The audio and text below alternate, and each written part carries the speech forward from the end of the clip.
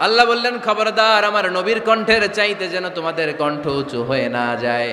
আমার হাবিবের কণ্ঠের চাইতে তোমাদের কণ্ঠ যদি উঁচু হয়ে যায়, বেয়াদবি হয়ে যাবে, ফলে তোমাদের সব নেক আমল বাতিল করে দিবে কে? এই আয়াত নাজিল হওয়ার পরে সাহাবারা কেউ বিশ্বনবীর সামনে এসে বড় গলায় কথা বলে না, আস্তে আস্তে বলে। কেমনে বলে? ওমরে ফারুক এই আয়াত শুনে এত ভয় পেলেন, তিনি বিশ্বনবীর কাছে কোনো কথা নিয়ে আসলে ফিস ফিস করে বলতেন। বিশ্বনবী শুনতে পেতেন না, বলতেন, এই ওমর কি বলছো, বুঝি নাই, জোরে বলো।